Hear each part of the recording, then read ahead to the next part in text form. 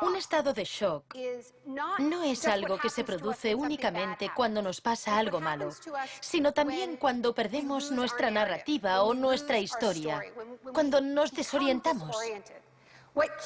Lo que nos mantiene orientados, alerta y a salvo del shock es nuestra historia. Una época de crisis como la que estamos viviendo es ideal para pensar en la historia, en la continuidad, en las raíces. Es un buen momento para situarnos en la historia de la lucha humana. La doctrina del shock.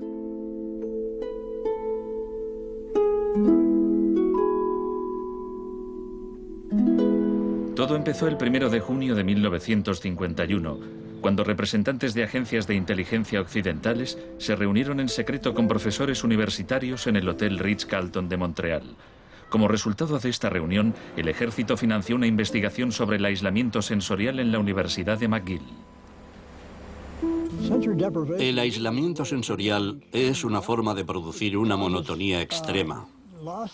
Provoca una reducción de la capacidad crítica, nubla la mente y el sujeto se queja de que ni siquiera puede fantasear. Y cuando un estudiante universitario no es capaz de fantasear, mal asunto. Mientras experimentábamos, empecé a creer que quizá algo que causara incomodidad o incluso dolor sería más tolerable que las condiciones de aislamiento que estudiábamos. Hebb decidió dejar de trabajar en la investigación. No tenía idea, cuando lo propuse, del arma tan terrible, tan potencialmente terrible que podía llegar a ser. Este es nuestro momento, nuestra oportunidad. Pero los experimentos continuaron bajo las órdenes del ambicioso jefe de psiquiatría, el Dr. Ewen Cameron. Su trabajo iba mucho más allá que el nuestro. Nosotros dejábamos muy claro que el sujeto podía marcharse en el momento en que quisiera, y algunos se iban. Los pacientes de Cameron no tuvieron tanta suerte. El Allen Memorial Institute, donde trabajaba, empezó a parecer una macabra cárcel donde Cameron llevaba a cabo experimentos extraños con sus pacientes de psiquiatría. Quería borrarles la mente, dejársela en blanco, para reprogramarlos desde cero.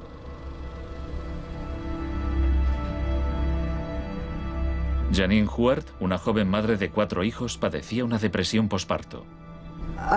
Me entraban escalofríos cuando me decían: mañana te toca tratamiento de electrochoque. Me estremecía, me daba mucho miedo.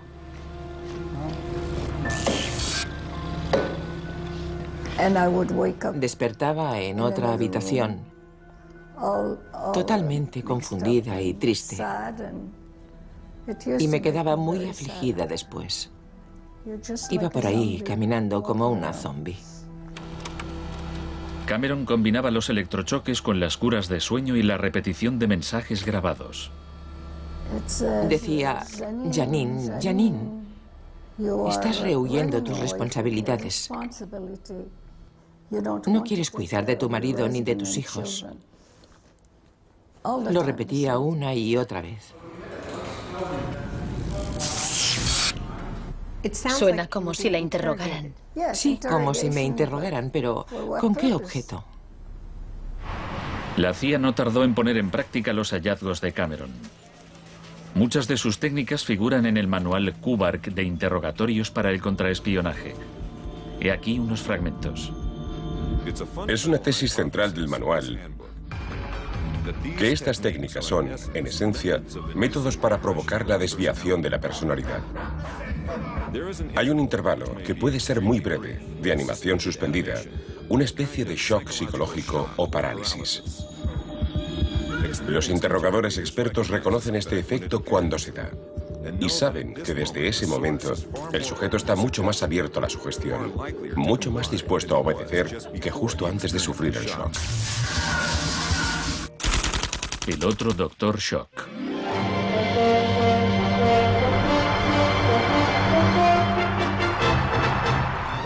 En la misma época en que Ewen Cameron realizaba sus experimentos en Montreal, un partidario de otro tipo de shock trabajaba no muy lejos de allí. Milton Friedman era profesor de economía en la Universidad de Chicago. Creía que la terapia de shock económico impulsaría a las sociedades a aceptar un capitalismo más puro y desregulado. En octubre de 2008, durante la mayor crisis financiera desde 1929, Naomi Klein acudió a la Universidad de Chicago para hablar de Milton Friedman. Cuando Milton Friedman cumplió 90 años, la Casa Blanca de Bush organizó una celebración en su honor y todos pronunciaron discursos, incluido George Bush, pero el mejor fue el de Donald Rumsfeld. Mi cita favorita de ese discurso de Rumsfeld dice así: Milton es la encarnación de una realidad, la de que las ideas tienen consecuencias. La tesis que sostengo es que el caos económico que ahora mismo impera en Wall Street, en la América Media y en Washington, deriva de muchos factores, por supuesto, pero que entre ellos están las ideas de Milton Friedman. El crack de 1929 en Wall Street desencadenó la Gran Depresión de los años 30.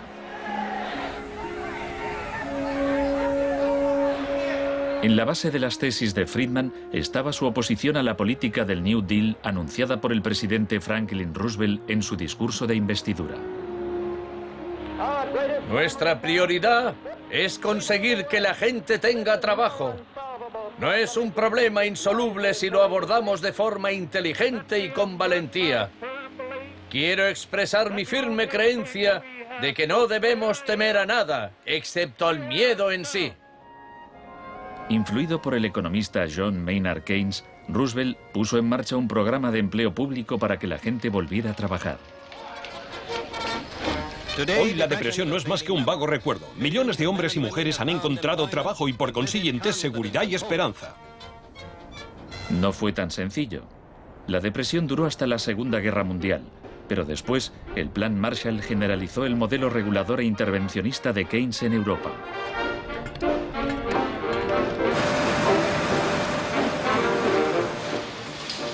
Sus principios gozaron de gran aceptación, aunque no por parte del Departamento de Economía de la Universidad de Chicago.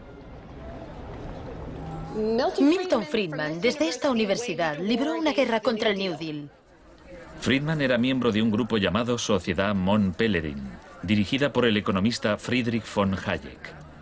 Creían que si el gobierno dejaba de prestar servicios y de regular los mercados, los problemas de la economía se resolverían solos.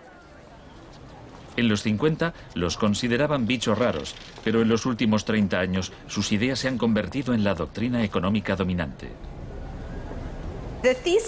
La tesis de la doctrina del shock es que nos han contado un cuento sobre cómo estas medidas radicales han triunfado en el mundo, que no se han propagado de la mano de la libertad y la democracia, sino que han requerido shocks, crisis y estados de emergencia. Milton Friedman entendía la utilidad de las crisis. Solo una crisis, real o percibida, produce auténticos cambios. Cuando esa crisis sobreviene, las medidas que se toman dependen de las ideas que flotan en el ambiente. Primera puesta a prueba, Chile. Fue en Chile donde los seguidores de Friedman aprendieron a explotar un shock o crisis a gran escala. Por lo general, los voceros del neoliberalismo, los publicistas oficiales, ni siquiera mencionan a Chile. Empiezan a contar la historia a partir de Thatcher y Reagan, porque eso queda mucho mejor. En los años 50 y 60, las medidas progresistas de desarrollo en Chile eran un modelo para la zona. El gobierno invertía en salud, educación e industria. Las empresas estadounidenses temían por sus inversiones. Como respuesta, el Departamento de Estado comenzó a becar a estudiantes de Chile y el resto de Sudamérica para que estudiaran economía de libre mercado con Milton Friedman. La Universidad de Chicago tenía un convenio con la Universidad Católica de Chile que permitía a muchos chilenos venir a Chicago, donde les impartíamos formación y se doctoraban.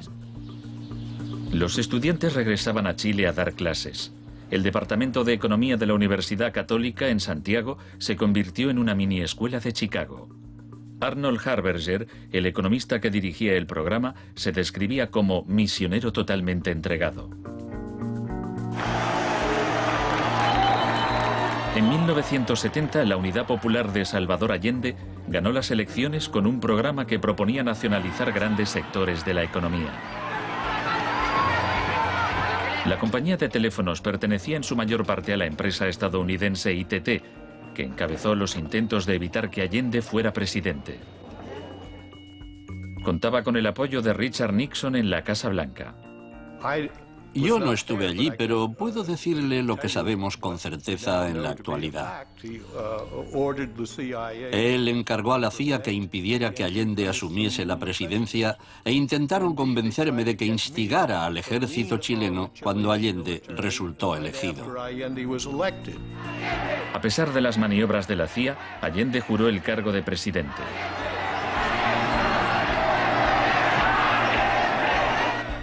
Richard Nixon ordenó al director de la CIA que hiciera gritar a la economía. El señor Nixon es presidente de Estados Unidos y yo soy presidente de Chile. Yo no tendré un término despectivo contra el señor Nixon mientras el señor Nixon respete al presidente de Chile. Comenzó a fraguarse un golpe militar. Los Chicago Boys chilenos se pusieron a trabajar en un programa económico de 500 páginas llamado El Ladrillo. Con dinero de Estados Unidos se hizo todo lo posible por desestabilizar la economía. Se declaró una huelga de camioneros que paralizó fábricas y tiendas. Hubo un golpe de Estado fallido el 29 de junio de 1973. Después, el 11 de septiembre, bajo el mando del general Pinochet, el ejército asaltó el Palacio Presidencial. El shock de la guerra.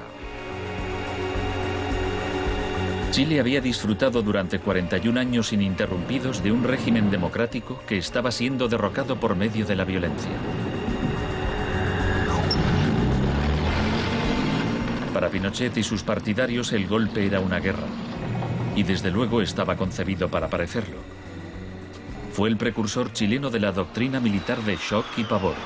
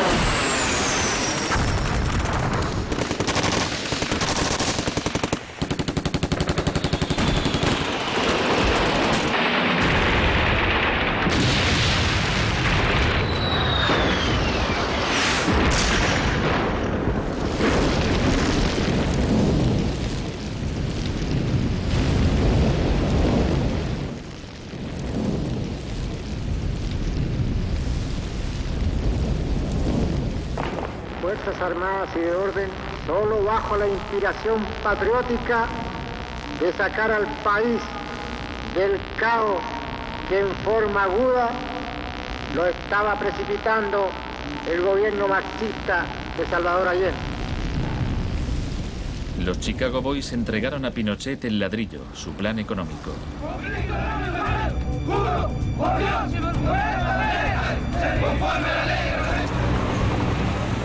Los días siguientes, más de 13.000 opositores fueron detenidos y encarcelados.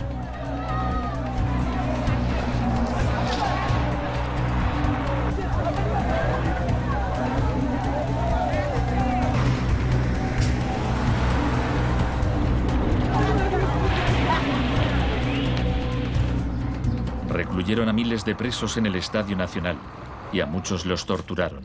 El mundo fijó su mirada en Chile. ¿Cuántas personas? Más de 5.000 personas, como 10.000 hay.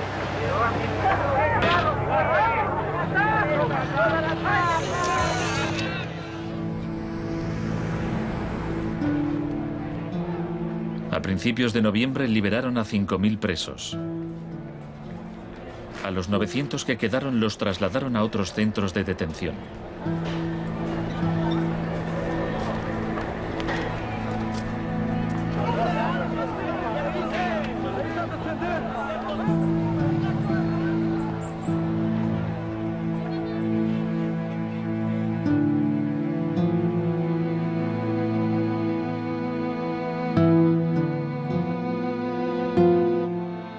Menos de un mes después, la FIFA dejó a Chile jugar una eliminatoria para el Mundial de Fútbol en ese mismo estadio. Su rival, la Unión Soviética, se negó a jugar allí, así que se permitió a Chile marcar en portería vacía y clasificarse para el Mundial de 1974. Porque fueron tocando sin adversario hasta el otro lado. El shock económico. Aprovechando el estado de shock de la población, Pinochet impuso las medidas recomendadas por los Chicago Boys, suprimió el control de precios, privatizó empresas estatales, eliminó aranceles de importación y redujo el gasto público. Más tarde, Friedman reconoció abiertamente la importancia del experimento chileno. Se trataba del primer caso en que un avance hacia el comunismo daba paso a un avance hacia el libre mercado. No dio resultado. Al cabo de un año había una inflación del 375% anual, la más alta del mundo.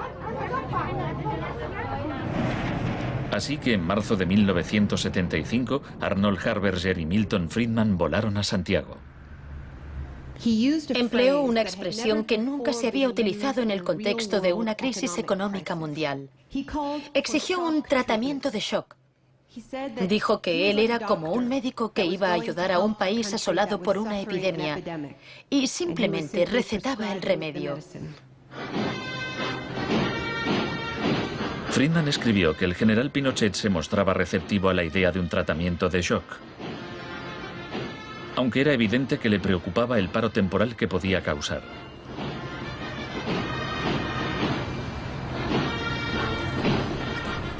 Pronto quedó claro que la política económica de Friedman favorecería a los ricos a costa de los pobres. Se calculaba que una familia que intentara subsistir con el salario mínimo tendría que gastar el 74% de sus ingresos en pan. Viajar en autobús o beber leche se había convertido en un lujo. Pinochet acabó con la distribución gratuita de leche en las escuelas, disposición similar a la polémica medida que había tomado la joven ministra de Educación británica que más tarde sería su amiga.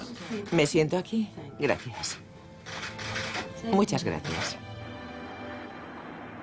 Para poder imponer estas políticas económicas, había que sembrar el miedo hacia un enemigo. Tampoco creo yo que se haya triunfado totalmente sobre el marxismo. El marxismo es como un fantasma. Cuesta mucho tomarlo.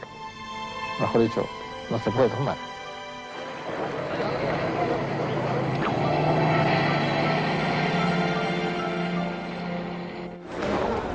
Según Friedman y Harberger, la economía de libre mercado era indisociable de la libertad y la democracia.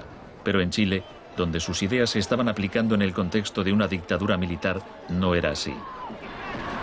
Muchos latinoamericanos veían una relación directa entre los shocks económicos que empobrecían a millones de personas y las torturas infligidas a quienes creían en una sociedad distinta. Orlando Letelier era uno de ellos. Letelier había sido embajador de Allende en Washington. Pasó un año en una de las cárceles de Pinochet antes de exiliarse en Estados Unidos. En 1976, Letelier escribió: el plan económico tenía que imponerse por la fuerza, y en Chile esto solo podía conseguirse por medio de miles de asesinatos, el establecimiento de campos de concentración por todo el país y el encarcelamiento de más de 100.000 personas en 3 años.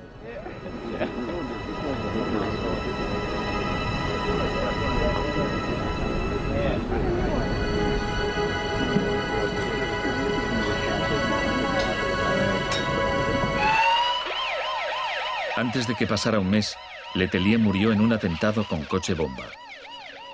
Buenas tardes. Una potente explosión ha destrozado un coche que circulaba por el normalmente tranquilo Embassy Road de Washington.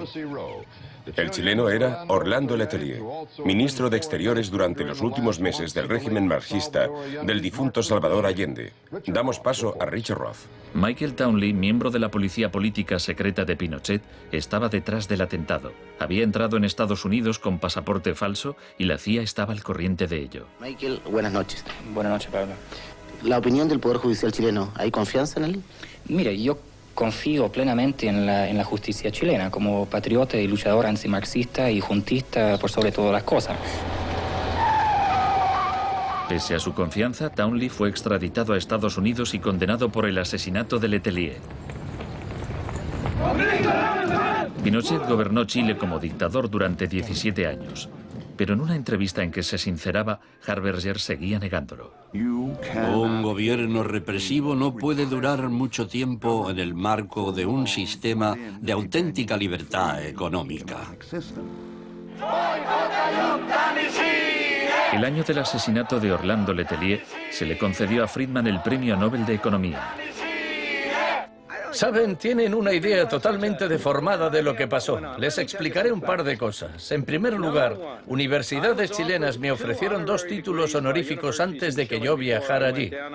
Rehusé aceptarlos porque dichas universidades se financiaban en parte con fondos públicos y yo no quería dar en ningún caso la impresión de que apoyaba el régimen político de Chile.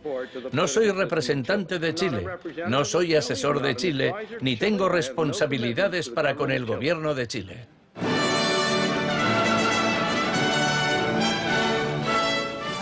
Y ahora le cedo la palabra al profesor Milton Friedman.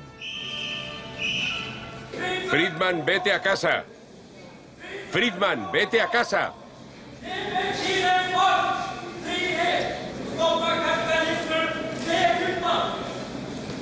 Lamento este incidente. Podría haber sido peor.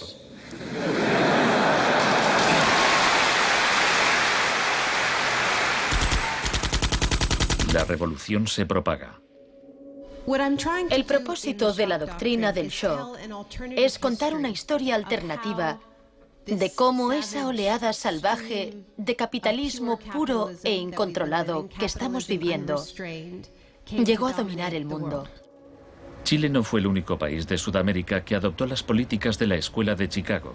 Los seguidores de Friedman ocupaban cargos clave en Brasil y asesoraban el gobierno de Uruguay.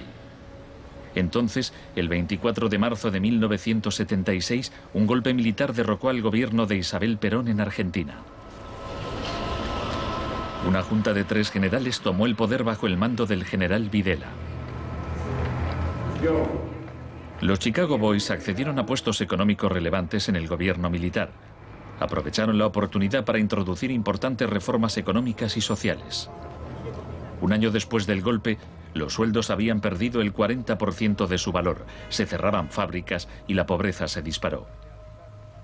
Como en Chile, hubo que aterrorizar al pueblo para que aceptara estas medidas económicas. Videla aprendió de la experiencia de Pinochet. Adoptó la táctica de hacer desaparecer personas. Para equilibrar el terror público y privado, llevaban a cabo los secuestros en plena luz del día y después siempre podían negarlos. Fue necesario cumplimiento de la misión que la nación le tiene asignada, articular la defensa de la sociedad argentina. Las reglas de esta guerra no convencional, que no buscamos ni provocamos, son distintas. Muchas de las técnicas empleadas por los militares chilenos y argentinos las habían aprendido en la Escuela de las Américas dirigida por Estados Unidos. Enseñaban técnicas de tortura. Violar a la víctima, desnudarla, herirla con objetos punzantes, romperle extremidades, sacarle los ojos, marcarla a fuego. En Latinoamérica hay regímenes que violan hoy en día los derechos humanos. Practican asesinatos políticos, torturas, deportaciones, encarcelamientos sin juicio, que son técnicas aprendidas en este centro. Quizás sea así. Si me dice que lo que enseñamos aquí se ha llevado a la práctica, no se lo negaré. El uso de la tortura contra un soldado enemigo conocido para obtener algún tipo de ventaja militar me parece justificable y acertado. Ir más allá, utilizar las técnicas de tortura solo para intimidar a la gente, es un grave error, poco ético e inmoral. Pero en Argentina y Chile estas técnicas no solo se emplearon con soldados o terroristas, sino con estudiantes y sindicalistas, con todo aquel que se opusiera a la política de libre mercado del régimen.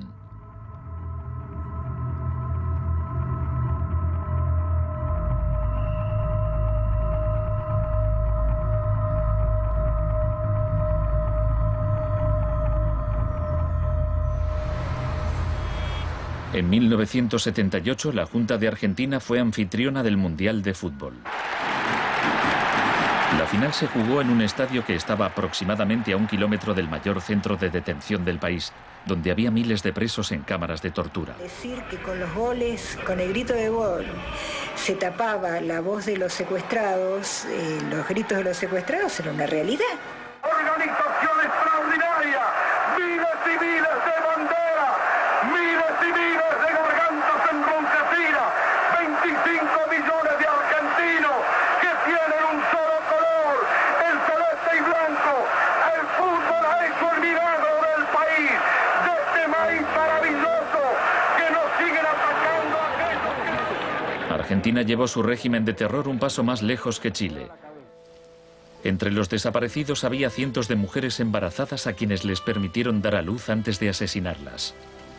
De todas aquellas mujeres que estaban embarazadas, les permitieron tener a sus hijos para una vez que nacieran, sacárselos. Y eso sucedió con 500. Yo soy uno de esos 500. Esos niños, muchos de los cuales fueron criados por familias afines al ejército, eran un escalofriante recordatorio del proyecto de la Junta de rehacer toda la sociedad.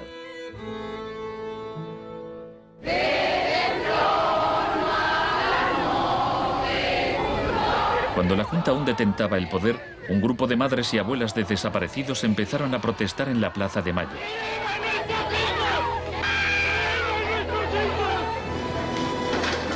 Como detectives buscaron a los niños perdidos.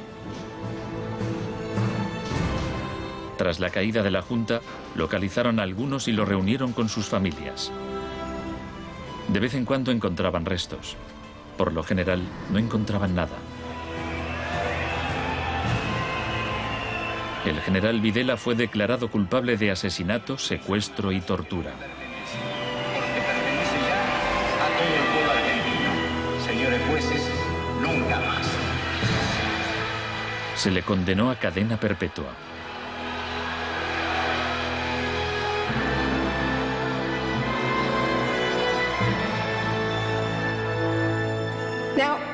Estos primeros experimentos en Latinoamérica plantearon a Friedman y a sus acólitos un serio problema ideológico.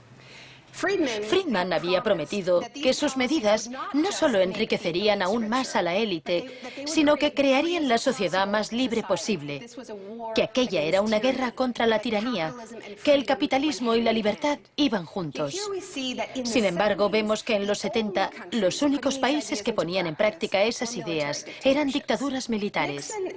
Nixon había dado todo su apoyo a la imposición de ese liberalismo brutal por parte de las dictaduras sudamericanas.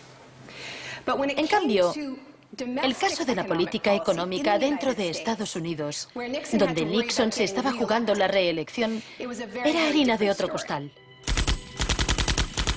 La Escuela de Chicago y el mundo anglosajón.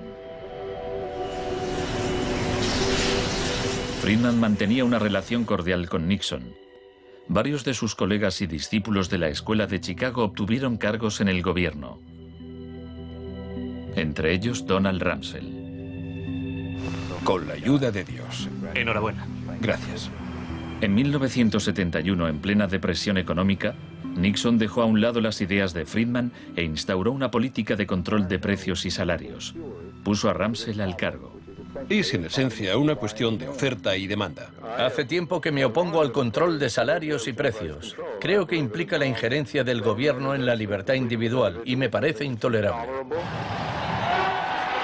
La política keynesiana tuvo éxito y Nixon salió reelegido con una victoria aplastante. Fue un duro golpe para Friedman. Más tarde, en 1979, Margaret Thatcher fue elegida primera ministra en Gran Bretaña. Su gurú intelectual era el viejo mentor de Milton Friedman, Friedrich von Hayek. Poco más de un año después, Ronald Reagan ganó las elecciones presidenciales de Estados Unidos. Ahora, tanto Gran Bretaña como Estados Unidos estaban en manos de friedmanitas declarados. El programa con que Margaret Thatcher llegó al poder se basaba en 4 puntos: recortar el gasto público, bajar los impuestos, reducir el número de empresas estatales o paraestatales, desregular la industria e introducir una política monetaria moderada y estable para combatir la inflación. Durante sus primeros 3 años en el poder, el paro se duplicó en ciertos sectores, lo que provocó oleadas de huelgas. El índice de popularidad de Thatcher cayó hasta el 25%. Estallaron disturbios en las principales ciudades británicas. Hasta los admiradores de Thatcher albergaban ciertas dudas. Los resultados económicos de la administración Thatcher son desiguales.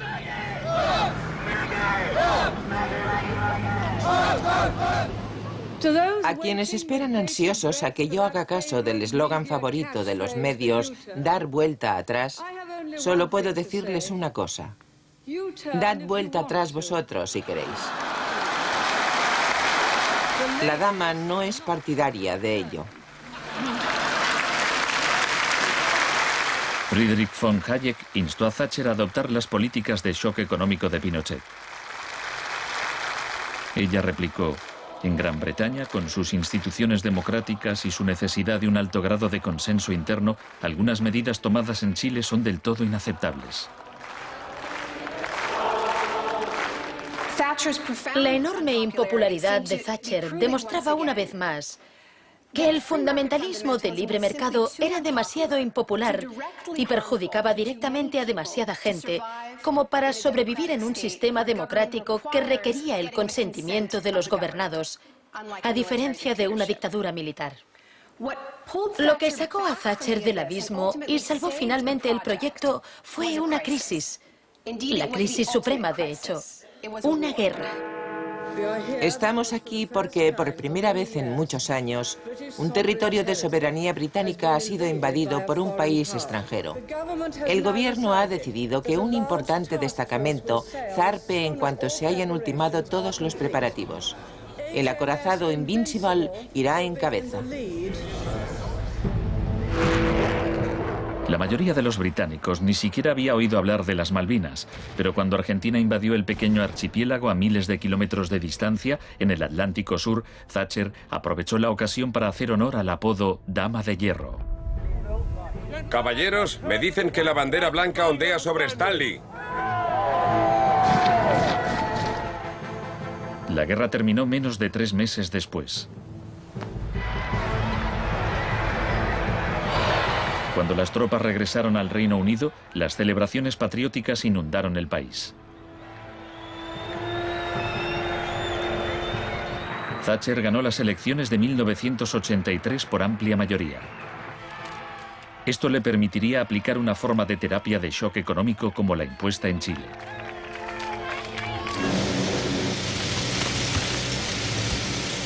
La organización de trabajadores más poderosa del país era el Sindicato Nacional de Mineros. Cuando la Junta Nacional del Carbón anunció el cierre de minas, los mineros declararon la huelga. Zonas del centro de Londres están paralizadas por miles de mineros y simpatizantes que se manifiestan por la ciudad en favor de la huelga de mineros, la más larga y feroz jamás vivida en Inglaterra desde 1926, así como la más costosa. La huelga duró casi un año. Thatcher empleó todos los medios a su disposición para acabar con el sindicato.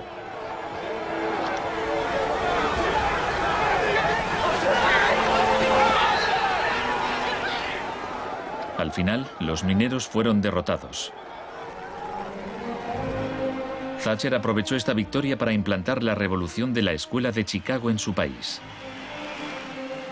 Una serie de anuncios vistosos promocionaba un programa de privatizaciones masivas.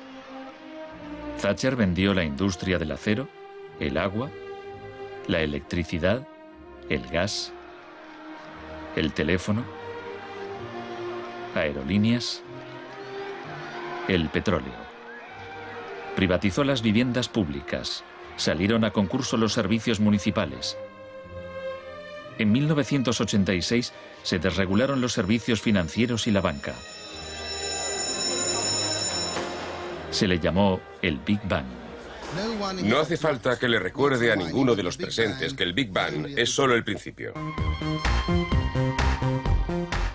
En el Reino Unido, antes de Thatcher, un gerente general ganaba 10 veces más que el empleado medio. En 2007 ganaba más de 100 veces más.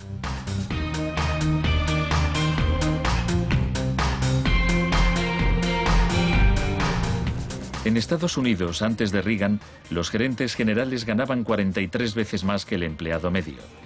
En 2005 ganaban más de 400 veces más.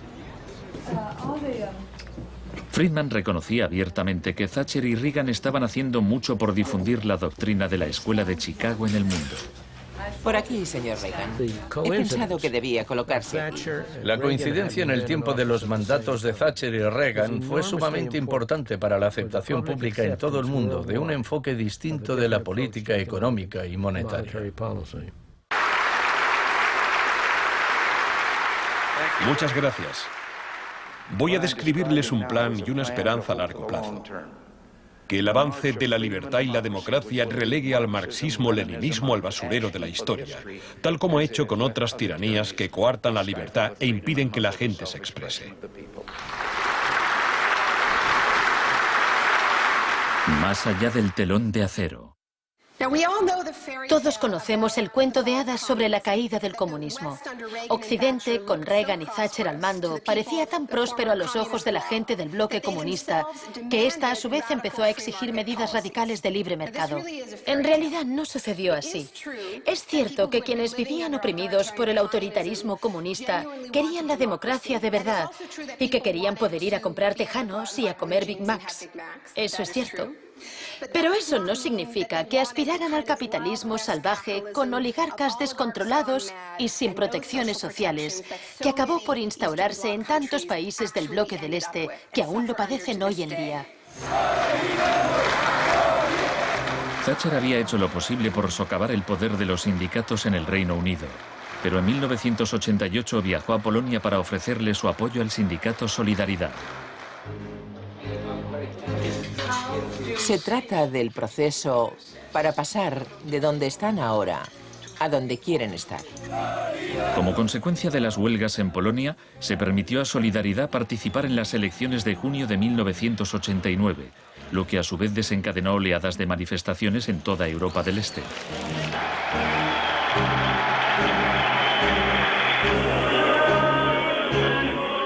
En épocas anteriores, la Unión Soviética había utilizado la fuerza para aplastar los movimientos democráticos. Pero ahora la URSS tenía un líder distinto, Mikhail Gorbachov, impulsor de la Glasnost y la Perestroika. Hablaba de una tercera vía, de una transición gradual hacia una socialdemocracia a la escandinava, algo a medio camino entre el capitalismo de libre mercado y el comunismo. Gorbachov cautivó al público y los políticos de Occidente.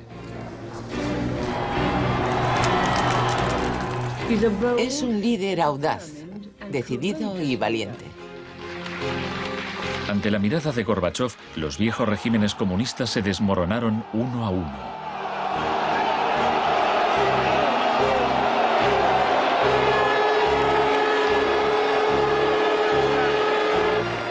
A finales de año, el símbolo más famoso de la división de Europa fue derribado.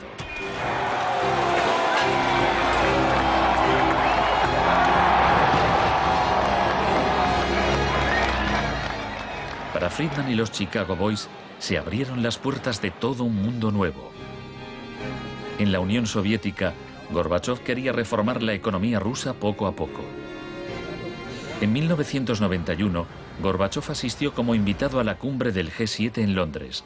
Esperaba obtener apoyo financiero para sus reformas económicas graduales. Sin embargo, le dijeron que o aceptaba la terapia de shock radical o no le concederían ayudas. ¿Qué tal, señor presidente? ¿No está demasiado cerca? El mes siguiente se produjo un intento de golpe de Estado contra él. Miembros del sector duro del Partido Comunista pusieron a Gorbachov bajo arresto domiciliario en su casa de veraneo de Crimea. Los tanques rodearon la Casa Blanca, el Parlamento ruso.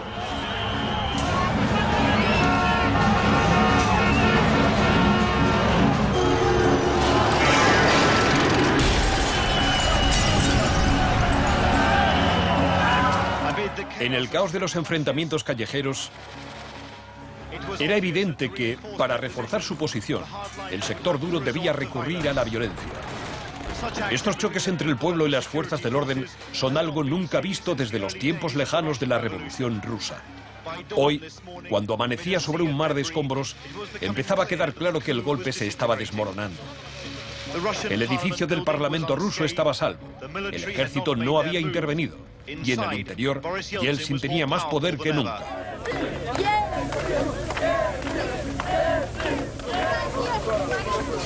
Fue un momento estelar para Yeltsin.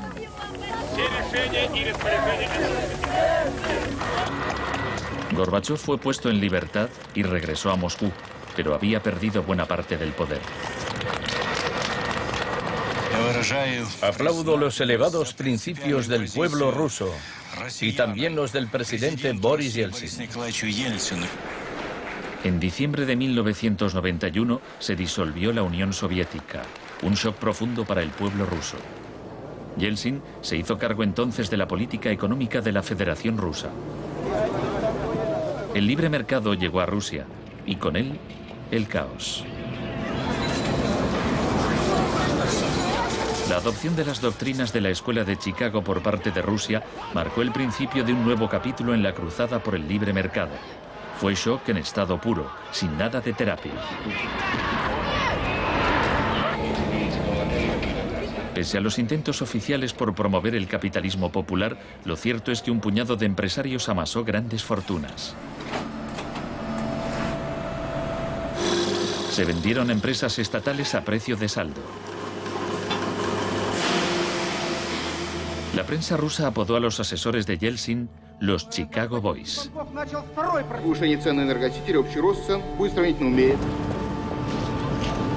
Gracias a la terapia de shock de Yeltsin, en 1992 los rusos consumían un 40% menos que en 1991. Un tercio de la población había caído en la pobreza y la gente tardaba meses en cobrar su sueldo. Según las predicciones de un experto, 140 millones de rusos pronto vivirán bajo el umbral de la pobreza.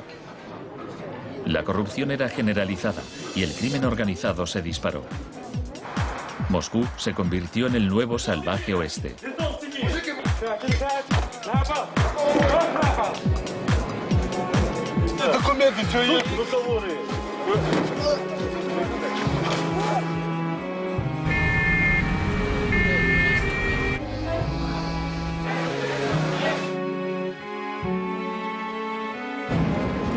La mayoría de los rusos se oponía a que el radicalismo de los Chicago Boys se implantase en su país. En marzo de 1993, el Parlamento tomó una decisión crucial. Votó a favor de retirarle a Yeltsin los poderes especiales que le había otorgado. Yeltsin instauró un régimen especial. El Tribunal Constitucional lo declaró ilegal.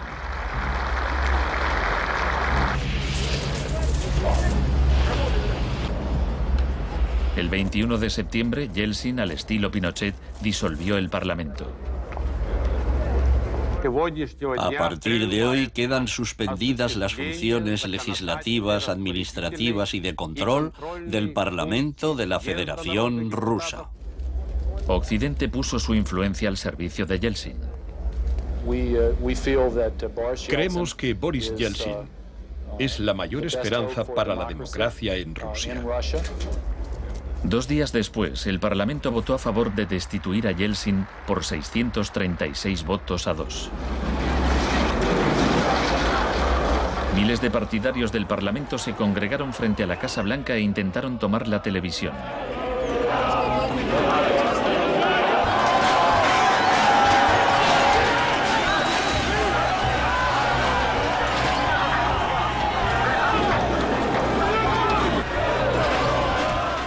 Parecía que los defensores del Parlamento iban ganando. Yeltsin voló de regreso a Moscú de su casa vacacional.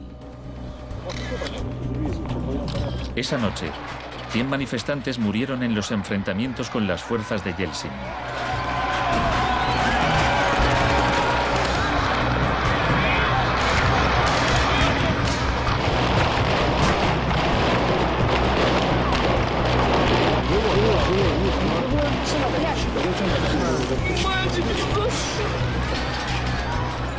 El 4 de octubre, Yeltsin ordenó al ejército que atacara la Casa Blanca y bombardeara el mismo edificio que él había defendido 2 años antes.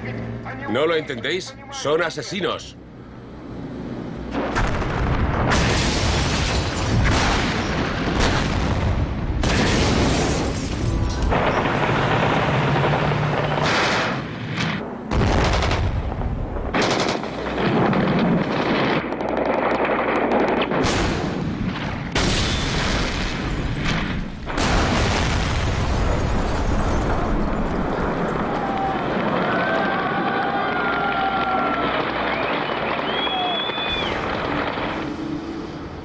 Warren Christopher, el secretario de Estado norteamericano, dijo: Estados Unidos no suele apoyar la suspensión de parlamentos, pero corren tiempos excepcionales.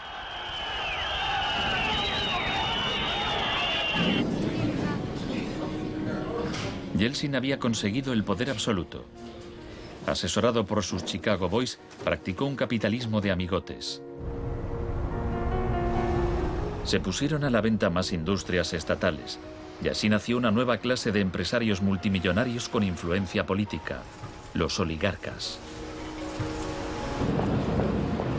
En 1998, el 80% de las granjas rusas estaba en quiebra y 70.000 fábricas estatales habían cerrado. En 8 años, el número de pobres había aumentado en 72 millones, mientras Moscú pasaba a ser la ciudad del mundo con más multimillonarios.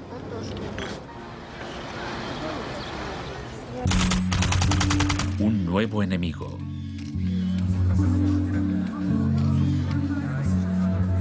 Buenas tardes, gracias por venir. Es un honor para mí anunciarles que voy a proponer a Donald Rumsfeld como secretario de Defensa. Estoy deseando servir de nuevo a mi país. Rumsfeld ya había sido secretario de Defensa en el gobierno de Gerald Ford. En ese entonces, el enemigo a temer era la Unión Soviética. No afirmo que nos estén invadiendo los rusos, sino sus tendencias. No digo que midan 3 metros, sino que medían 1,60 m, ahora 1,80 m y siguen creciendo. Ahora había un nuevo enemigo más cerca de casa. El 10 de septiembre de 2001, Rumsfeld expuso en un discurso sus planes para privatizar parte del ejército de Estados Unidos. Milton Friedman se habría sentido orgulloso. Decía: hoy hablaré de un adversario que representa una amenaza, una grave amenaza para la seguridad de Estados Unidos. Dicho adversario es uno de los últimos bastiones de la planificación central. Gobierna a golpe de planes quinquenales. Podría parecer que este adversario es la antigua Unión Soviética, pero ese enemigo ya no existe. Tenemos a este adversario mucho más cerca. Es la burocracia del Pentágono. Hoy le declaramos la guerra a la burocracia. Al día siguiente, el vuelo 77 de American Airlines se estrelló en el Pentágono y mató a 184 personas.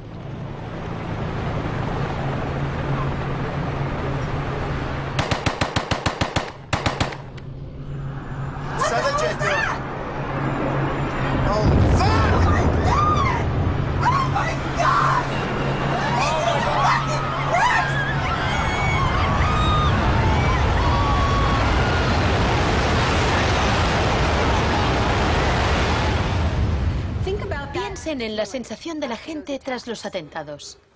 ¿Quién es esa gente? ¿De dónde son? ¿Por qué nos odian? Se produjo una rotura de esquemas colectiva. No vivíamos en el mundo en que creíamos vivir. Y nuestros líderes no dejaban de repetir que todo aquello que creíamos entender antes del atentado ya no era vigente. Se acuñó una nueva frase, mentalidad pre-11S. Lo que ocurrió en ese momento fue que surgieron teorías nuevas por arte de magia sobre un choque de civilizaciones. De pronto, ese era el mundo en que vivíamos. Resultó que había un eje del mal y que estábamos librando una guerra contra el terrorismo. Esta guerra abstracta e imposible de ganar ha tenido enormes consecuencias económicas. Antes de 2001, la seguridad nacional apenas podía considerarse una industria. Hoy en día es más importante que las industrias del cine y la música juntas. Entre el 11 de septiembre de 2001 y el año 2006, el Departamento de Seguridad Nacional pagó $130.000 millones a contratistas privados. Este es el complejo del capitalismo del desastre, una nueva economía basada en el miedo. Será una batalla monumental entre el bien y el mal.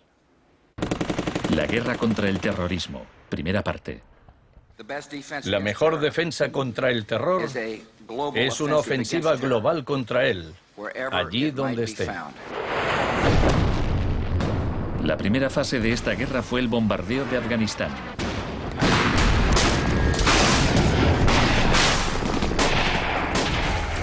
El gobierno talibán fue derrocado rápidamente. La posguerra resultó más complicada.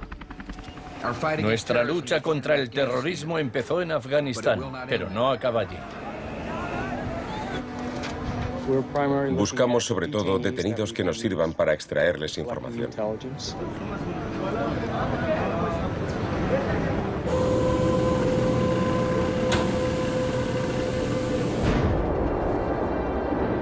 En Guantánamo, las fuerzas estadounidenses pusieron en práctica por primera vez las técnicas del manual Kubark de forma explícita y pública. Oficialmente aprobadas por la Casa Blanca, fueron mostradas abiertamente por televisión en todo el mundo. El aislamiento, tanto físico como psicológico, debe mantenerse desde el instante de la captura. La capacidad de resistir se ve reducida por la desorientación. Los presos deben guardar silencio en todo momento y jamás se les debe permitir hablar entre sí. 3 de los presos, Asif Iqbal, Rual Ahmed y Shafiq Rasul, eran de Tipton, Inglaterra. Pasaron más de 2 años en Guantánamo antes de que los liberasen sin cargos. No te dejaban hablar con nadie, ni hacer nada, ni estar de pie. Te obligaban a pasarte todo el rato ahí sentado. Yo pensaba, ¿qué demonios está pasando? ¿Dónde estoy? ¿Pasaremos aquí el resto de nuestra vida? ¿Podremos regresar a casa, volver a ver a nuestra familia? De los 779 presos retenidos en la bahía de Guantánamo, solo 3 han sido condenados por algún delito.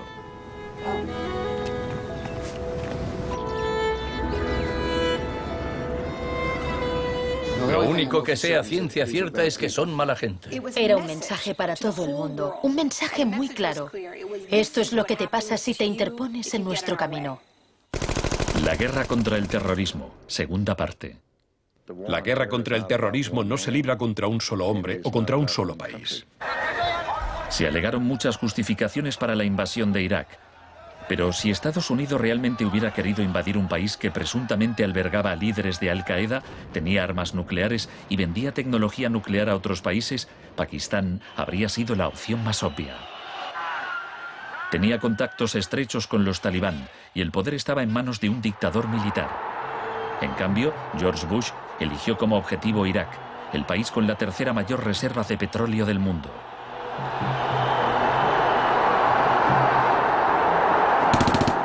La guerra como tortura de masas. Los planes de guerra del Departamento de Defensa no son como los de la Guerra del Golfo. Están más en la línea de la invasión de Panamá de 1989. Según ha podido saber la CBS, se iniciará en el llamado Día A con A de ataques aéreos, ataques tan devastadores que hará que los soldados de Saddam no puedan ni quieran oponer resistencia. La idea es que el bombardeo sea tan intenso que produzca, en palabras textuales, shock y pavor. Si el Pentágono se ciña a su plan de guerra actual, en un día de marzo, la aviación y la armada lanzarán entre 300 y 400 misiles de crucero contra objetivos en Irak, más que en los 40 días que duró la primera guerra del Golfo. Será un ataque de una magnitud nunca antes vista, nunca antes prevista. Harlan Ullman es uno de los artífices del concepto shock y pavor, que consiste en lanzar un gran número de bombas guiadas de precisión. Esto produce un efecto inmediato, como el de las bombas nucleares de Hiroshima. No es cuestión de días o de semanas, sino de minutos.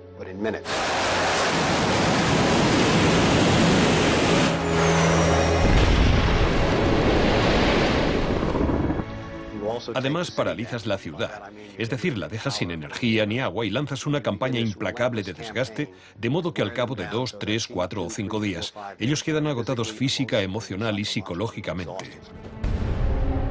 Anoche una zona de 1 milla cuadrada del centro de Bagdad parecía el infierno en la tierra. Durante la primera oleada de bombardeos, los ciudadanos de Bagdad sufrieron una versión del aislamiento sensorial descrito en el manual Kubark. En el caos que siguió a la caída de Saddam Hussein, Estados Unidos hizo poco por impedir los saqueos. Algunos cargos del gobierno incluso los consideraban un punto de partida para desmantelar el Estado iraquí.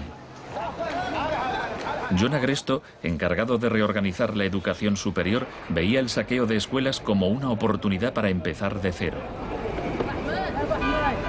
De hecho, antes de las sanciones, Irak tenía el mejor sistema educativo de la región y una tasa de alfabetización del 89%. En cambio, en Nuevo México, estado natal de Agresto, el 46% de los ciudadanos eran analfabetos funcionales. En Irak se aplicaron 3 formas de shock distintas que actuaban a la vez y se complementaban entre sí. Estaba el shock de la guerra, seguido de inmediato por la terapia de shock económico impuesta por Paul Bremer. Y como la resistencia a esa transformación económica, a ese shock económico rápido iba en aumento, se aplicó el shock de la represión y la tortura. 3 clases de shock distintas. El shock económico.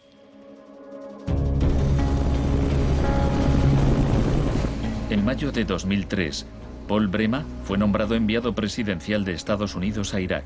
2 semanas después de su llegada, declaró el país listo para los negocios. Creemos que la coalición cuenta con una autoridad lo bastante amplia para decidir el rumbo de la economía iraquí. Bremer sabía poco sobre Irak, pero mucho sobre el capitalismo del desastre. Había fundado la Crisis Consulting Practice en los inicios del boom de la seguridad nacional. Hoy es un día muy importante en Bagdad. Bremer dedicó los primeros 4 meses a aprobar medidas clásicas de la Escuela de Chicago. Rumsfeld aseguraba que Irak tenía unas de las leyes fiscales y de inversión más avanzadas y atractivas del mundo libre. Una de las primeras disposiciones de Bremer fue despedir a 500.000 empleados públicos. Se trataba en parte de un acto de desbaacificación, pero reducir el gobierno era también algo muy friedmanita. Se prometieron fondos para la reconstrucción. Nuestra inversión en el futuro de Afganistán e Irak es el mayor compromiso de estas características desde el Plan Marshall.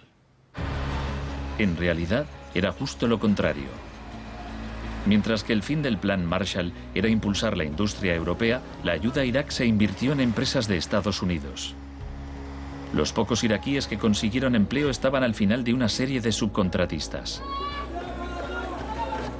Creative Associates se hizo con contratos por valor de $100 millones para esbozar el programa de estudios e imprimir libros de texto para el sistema educativo. La consultora en gestión y tecnología Bearing Point obtuvo contratos por valor de $240 millones para implantar un sistema de libre mercado en Irak. RTI, con sede en Carolina del Norte, logró contratos por $466 millones para asesorar sobre la instauración de la democracia en Irak. Y a Halliburton se le adjudicaron contratos de coste más incentivos por $20.000 millones. Parsons recibió $186 millones para construir 142 clínicas sanitarias. Solo se terminaron 6. El suministro básico de electricidad y agua apenas mejoró, pese a los miles de millones que se gastaron durante los primeros 4 años.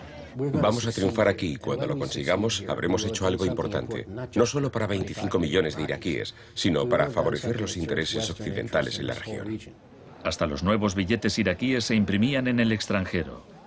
Les mostraré un ejemplo de estos billetes. Estados Unidos incluso llegó a pagar a empresas privadas para que supervisaran a las empresas privadas que habían logrado contratos.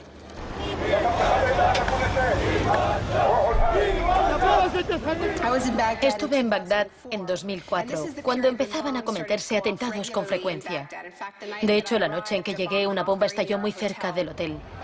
Pero lo que más me impactó entonces fue que, a pesar de la violencia y del caos, los iraquíes salieron a la calle a protestar al día siguiente. 19 muertos y 100 heridos en Nayaf. Lo que pedían en esa época era elecciones, tener voz y voto en el desarrollo de la era post-Saddam. En los primeros días de la ocupación, las protestas eran pacíficas, pero a medida que pasaba el tiempo, como las protestas no daban resultado, cada vez más iraquíes se unían a la resistencia armada.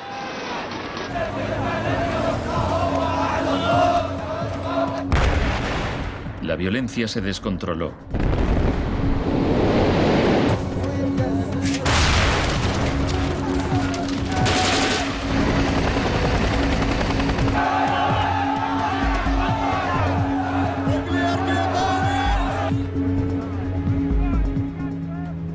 ocurrido en Sudamérica 3 décadas antes, se dejaban cuerpos en la cuneta a modo de advertencia. Eran los desaparecidos de Irak.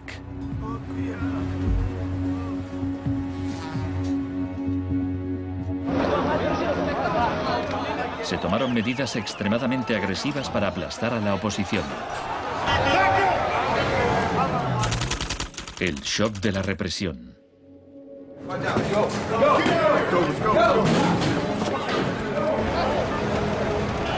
Durante los primeros 3 años y medio de la ocupación, se capturó a 61.500 iraquíes. En la primavera de 2007, 19.000 seguían detenidos. En prisión los interrogaban con técnicas derivadas de las que ideó la CIA, basándose en los experimentos realizados por Ewen Cameron en los años 50.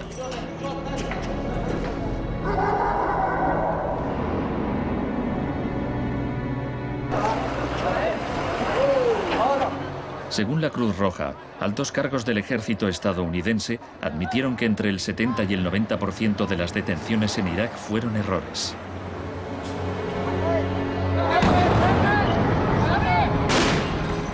Aunque el caos que reina en el país parezca un fracaso de la terapia de shock, en Irak el capitalismo del desastre ha florecido. El desastre en sí era una buena oportunidad para hacer negocio.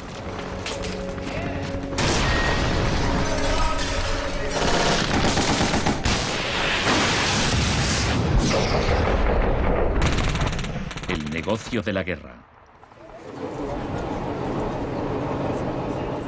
El gasto militar de Estados Unidos prácticamente se ha duplicado desde 2001. Se acerca a los 700.000 millones de dólares al año. Ya en 1961, el presidente Eisenhower, que no era precisamente de izquierdas, advirtió del peligro de un ejército demasiado poderoso. La conjunción de una estructura militar inmensa y de una gran industria de armamento es algo nuevo en la historia de Estados Unidos. Debemos precavernos contra una adquisición de influencia injustificada, deliberada o no, por parte del complejo industrial militar. No debemos permitir jamás que esa combinación suponga un riesgo para nuestras libertades o nuestros procesos democráticos. La guerra de Irak ha sido el conflicto más privatizado de la historia contemporánea. La zona verde de Bagdad es una versión extrema de lo que está pasando en todo el mundo. Se trata de una zona privada y segura, protegida del caos exterior.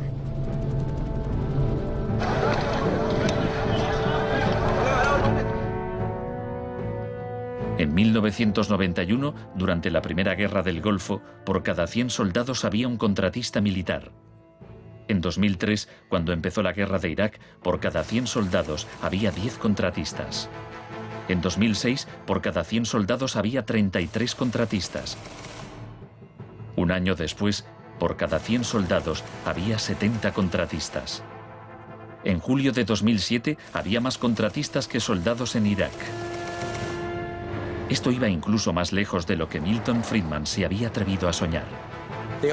Lo único que no privatizaría son las Fuerzas Armadas, los tribunales y algunas carreteras y autopistas. Una de las empresas contratadas más relevantes era Blackwater USA. Durante la batalla de abril de 2004 en Nayaf, Blackwater asumió el mando de los marines estadounidenses. Docenas de iraquíes murieron durante la operación. Estados Unidos había blindado las empresas privadas contra las leyes iraquíes, por lo que éstas funcionaban en un vacío legal, un poco como Guantánamo. Le pregunté al secretario de Defensa hace un par de meses bajo qué se rige. El señor Rumsfeld... Iba a preguntárselo yo. Siga.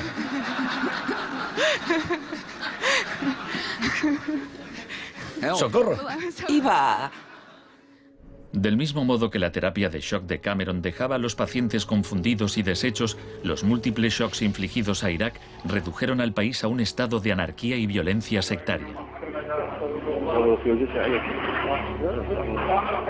En la época en que ejecutaron a Saddam, en 2006, morían 1000 iraquíes por semana.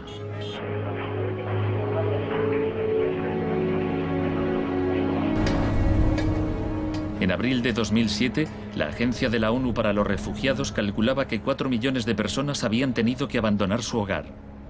cientos de miles de iraquíes habían muerto. Creo que los historiadores escribirán con toda claridad que hicimos algo extraordinario y noble aquí.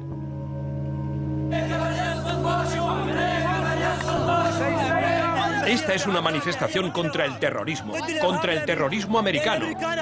Los americanos arrestan y matan a mujeres y niños, insultan a los ancianos y matan a los jóvenes. América es terrorismo, América es terrorismo.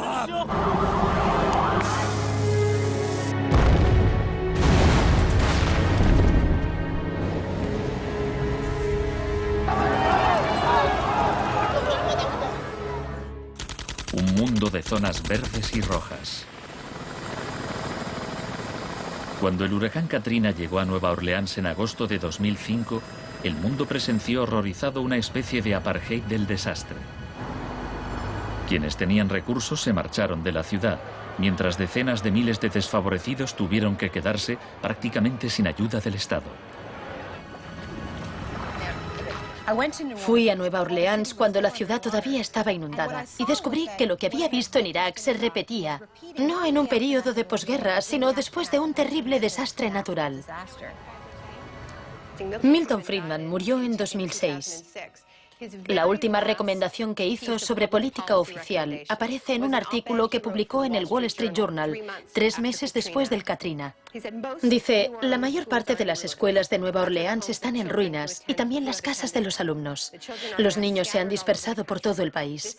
Es una tragedia y también una oportunidad para introducir reformas radicales en el sistema educativo. Proponía privatizar completamente los colegios de la ciudad. Era su canto del cisne.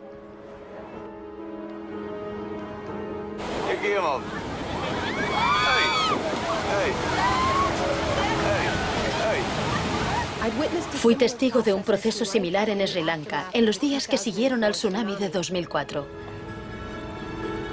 A gente que había vivido en la costa desde hacía generaciones se le impidió volver a fin de poder privatizar los terrenos y venderlos a hoteles de lujo.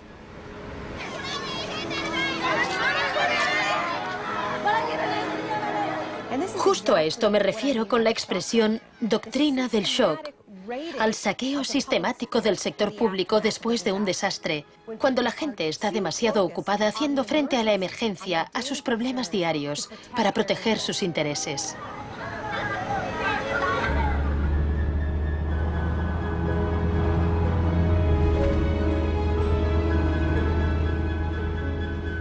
Tal vez el primer acto de resistencia sea negarnos a impedir que borren la memoria colectiva. En 2008, Naomi Klein visitó Villa Grimaldi con Isabel Morel, viuda de Orlando Letelier. Villa Grimaldi es un monumento a la crueldad del régimen de Pinochet y a su posterior derrota. Villa Grimaldi fue el principal centro de tortura mientras se buscaba implementar la política de shock económico. Esta es la que tú señalas en el libro como las casas de uno por uno donde estaban los detenidos en Villa Grimaldi. No le tenía ningún cariño a Pinochet, pero considero que fue nuestro maestro en muchos sentidos. Aprendimos qué era el mal.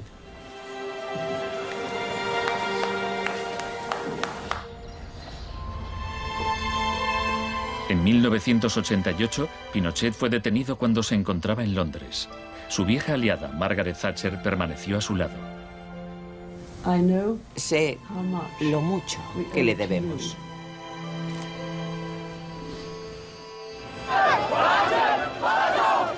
Hicieron falta 30 años para que el experimento económico que Pinochet fue el primero en probar diera la vuelta al mundo hasta Irak. Aún así, las similitudes entre pasado y presente son asombrosas. Entre los campos de concentración de Pinochet y el centro de detención de Bush en Guantánamo. Entre los desaparecidos de Chile y los de Irak. Entre los experimentos de Ewen Cameron y las torturas infligidas a los presos de Abu Ghraib. Ha llegado nuestro momento, nuestra ocasión. Borró todo el pasado. Por eso aplicaba electrochoques. Borraba el pasado del paciente e implantaba ideas nuevas. Pero Janine resistió. En 1988, la CIA accedió a indemnizar a Janine y a otras víctimas de los experimentos de Ewen Cameron. Janine, ¿estás orgullosa de que, aunque intentaron hundirte, tú has luchado con todas tus fuerzas y has vencido? En cierto modo, sí. En cierto modo. Porque creo que todavía me queda una pizca de fuerza de voluntad. Es muy difícil luchar contra un gobierno. La gente me decía, Janine, no puedes luchar contra el gobierno, no te das cuenta, son muy poderosos. Pero yo tenía fe en que ganaría. El fin de una era. Los mercados no regulados son volátiles por naturaleza. Las burbujas se inflan y al final estallan inevitablemente. Tras la desregulación del Big Bang, en los 80, se han producido varios shocks económicos. En 1987 hubo un lunes negro. Los mercados se desplomaron de forma espectacular. Fue el mayor derrumbe porcentual ocurrido en un mismo día en la historia de la bolsa. En 1992 hubo un miércoles negro cuando los especuladores de divisas hicieron fortunas apostando contra la libra. En 1997 estalló la crisis asiática. En un año, 600.000 millones de dólares se perdieron en las bolsas de Asia.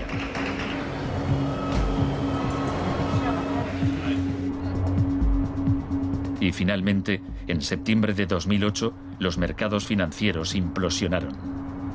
El mercado no está funcionando correctamente. Ha habido una pérdida generalizada de confianza.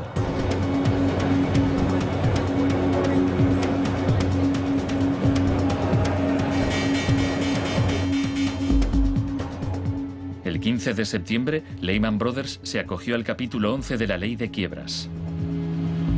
Solo una semana después, se anunció que los empleados de sus oficinas en Nueva York cobrarían 2.500 millones de dólares en primas. Se calcula que empresas de Wall Street pagaron 18.400 millones en primas el año del crack.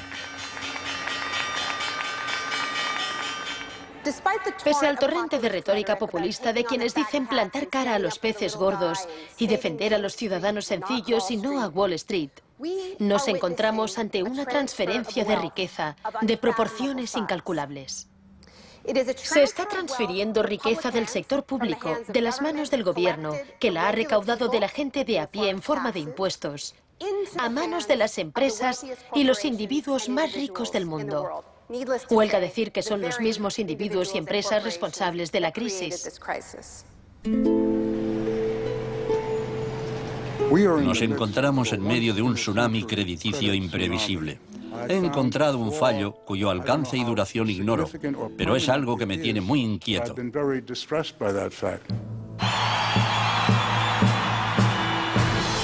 En Estados Unidos, la crisis financiera propició la victoria de Obama. El país quería cambiar de rumbo. ¡Hola, Chicago! Esta crisis está claramente considerada por casi todo el mundo un resultado directo de esta ideología concreta de la desregularización y la privatización. La magnitud de la crisis abre una puerta a la esperanza. La doctrina del shock, como estrategia, solo funciona si no sabemos que existe. Lo que me parece más esperanzador de la crisis económica actual es que esta táctica se está desgastando, pues el factor sorpresa ha desaparecido. Los tenemos calados y ya no nos engañan. Nos estamos volviendo a prueba de shocks. La última vez que el mundo sufrió una crisis financiera tan grave como esta, la gente abrazó las medidas keynesianas del New Deal. Quiero expresar mi firme creencia de que no debemos temer a nada, excepto el miedo mismo. Más de 1 millón de personas se desplazó a Washington para asistir al discurso de investidura de Obama. Muchos periodistas lo compararon con Franklin Roosevelt. Últimamente se han trazado muchos paralelismos entre Obama y Franklin Delano Roosevelt. Así que hablaré un poco de este último. Les contaré una anécdota estupenda que podría ser inventada sobre cuando lo visitaban representantes de sindicatos u organizaciones progresistas y le proponían medidas nuevas y avanzadas para que las incluyese en el New Deal. Él los escuchaba con atención y al final decía: ahora salid ahí fuera y obligadme a hacerlo. Y ellos así lo hacían. En 1937, año clave para el New Deal, ¿saben cuántas huelgas se declararon en Estados Unidos? 4.740 huelgas que duraban un promedio de 20 días. ¿Saben cuántas huelgas hubo en 2007? 2. 21. En fin, la otra razón para recordar esta historia de la lucha social es que nos dice algo muy importante, algo que debemos recordar en estos momentos en que nos jugamos tanto. Nos enseña que si queremos políticas contra la crisis que hagan de este mundo un sitio más sano, justo y pacífico, tendremos que salir ahí fuera y obligarlos. Gracias.